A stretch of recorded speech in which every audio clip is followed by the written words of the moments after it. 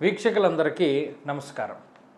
June నెలలో ఏ విధమైనటువంటి గ్రహస్థితి ఉన్నది, ఆ గ్రహస్థితి వల్ల ద్వాదశ రాశుల వారు ఏ విధమైనటువంటి ప్రభావాన్ని పొందబోతూ ఉన్నారనేటువంటి విషయాన్ని ఈ కార్యక్రమం ద్వారా తెలుసుకుందాం. ముఖ్యంగా జూన్ నెలలో అందరూ ఎదురు చూస్తూ ఉన్నటువంటి గ్రహం యొక్క మార్పు, దేవగురువు అయినటువంటి బృహస్పతి మిథున రాశిని వదిలిపెట్టి జూన్ నెల 2వ తారీఖున కర్కాటక రాశిలోకి ఆయన యొక్క సంక్రమణం చేయబోతూ ఉన్నారు. ఇది జూన్ నెలలో జరగబోతూ ఉన్నటువంటి అతిపెద్ద మార్పు. దీని తదుపరి 9వ తారీఖున పునర్వసు నక్షత్రము 4వ పాదంలోకి, అనగా గురువు గారితో పాటే శుక్రుడు కూడా కర్కాటక రాశిలోకి సంక్రమణం చేయబోతూ ఉన్నారు. అలాగే 16వ తారీఖు జూన్ నెల రవి వృషభ రాశి సంచారాన్ని వదిలిపెట్టి మిథున రాశిలోకి ఆయన మారబోతూ ఉన్నారు. అలాగే 21వ తారీఖున కుజగ్రహం కూడా, అప్పటి వరకు మేషరాశిలో సంచరిస్తూ ఉన్నటువంటి కుజుడు కూడా 21వ తారీఖున కృత్తిక నక్షత్రం 2వ పాదంలోకి, అనగా వృషభ రాశిలోకి తన యొక్క సంక్రమణాన్ని ప్రారంభించబోతూ ఉన్నారు. అలాగే 23వ తారీఖున గురువు శుక్రుడు ఏ రాశిలో అయితే ఉన్నారో బుధుడు కూడా అదే రాశిలోకి సంక్రమణం చేయబోతూ ఉన్నారు, కర్కాటక రాశిలోకి. అలాగే 30వ తారీఖు, అనగా ఈ మాసం చివరిలో బుధుడు వక్రగతిని ప్రారంభం చేయబోతూ ఉన్నారు. అంటే దాదాపుగా ఎక్కువ సంఖ్యలో గ్రహాలు మారుతూ ఉన్నాయి. నిజానికి 2వ తారీఖున మారేటువంటి గురువు, 9వ తారీఖున మారేటువంటి శుక్రుడు, 16వ తారీఖున మారేటువంటి రవిగ్రహము, 21వ తారీఖున మారేటువంటి కుజుడు, అలాగే ఈ మాసంలో 23వ తారీఖున మారేటువంటి బుధుడు, దాదాపుగా 5 గ్రహాలు ఒకే నెలలో రాశిని మారడం అనేటువంటిది చాలా అరుదుగా సంభవించేటువంటి విషయము గోచారం ప్రకారంగా. ఇటువంటి పరిస్థితుల్ని మనం ద్వాదశ రాశులకి అన్వయించుకోవాలి. అలాగే దేశకాలమాన పరిస్థితులకి సైతం మనం ఈ గ్రహస్థితిని అంతటినీ కూడా అన్వయించుకుంటూ ఉండాలి.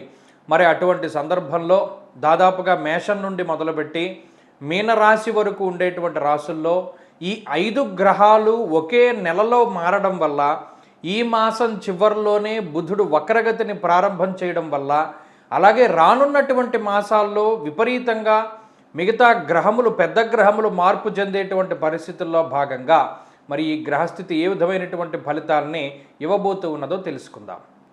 మకర రాశి వారికి జూన్ మాసం అద్భుతమైనటువంటి మాసంగా చెప్పవచ్చును. కారణం, గురుబలం పెరిగింది. 5 గ్రహాలు మారుతూ ఉంటే దాంట్లో ఎక్కువ సంఖ్యలో గ్రహాలు యోగిస్తూ ఉన్నాయి జూన్ నెలలో. కాబట్టి ఈ మాసం లగాయితూ అదృష్టం పట్టబోతూ ఉన్నటువంటి రాశి మకర రాశి. మనం గతంలో పంచాంగ శ్రవణం చేసినప్పుడు చెప్పుకున్నాం, ఈ సంవత్సరంలో మకర రాశి వారికి 3 దీర్ఘ సంచార గ్రహాలు యోగిస్తాయి, నెంబర్ 1 పొజిషన్లో ఉంటారు అని. అలాగే గత 2 నెలలుగా ఒక నెల మించి ఒక నెల, ఫిబ్రవరి మించి మార్చి మించి ఏప్రిల్, మే, జూన్, ఇలా క్రమేపీ మకర రాశి వారిలో ఎదుగుదల ఉన్నది. చాలామంది పర్సనల్గా నాకు ఉద్యోగాలు వచ్చాయి, మాకు ప్రమోషన్లు వచ్చాయి, గవర్నమెంట్ జాబులు వచ్చాయని చెప్తూనే ఉన్నారు. ఈ మాసంలో పూర్తి స్థాయిలో ఈ గ్రహ ఫలితం రాబోతూ ఉన్నది. కారణం, గురుడు యోగిస్తూ ఉన్నారు, శని యోగిస్తూ ఉన్నారు, రాహు యోగిస్తూ ఉన్నారు. ఆర్థిక ఇబ్బందులు ఉండవు. రాజదర్శనం, ఆరోగ్యం, గాంభీర్యం, గాత్రపోషణం, పోగొట్టుకున్నటువంటి గంభీరాన్ని అంతటినీ మళ్ళా తిరిగి సంపాదించుకుంటారు. పోయినటువంటి రాజ్యాధికారం తిరిగి లభిస్తూ ఉంటుంది. పోయినటువంటి పరువు, పేరు ప్రఖ్యాతులు అన్నీ మిమ్మల్ని వెతుక్కుంటూ రాబోతూ ఉన్నాయి. సంపద, పోగొట్టుకున్నటువంటి పేరు, మర్యాద అన్నీ మీ దగ్గరికి మరలా తిరిగి వస్తాయి. ఎలా వస్తాయి? కొబ్బరికాయలోకి నీరు చేరినట్టు ఎలా వస్తాయో తెలియకుండా మీ దగ్గరికి వచ్చి కూర్చుంటాయి. దానికి ఆరంభం ఈ జూన్ మాసం.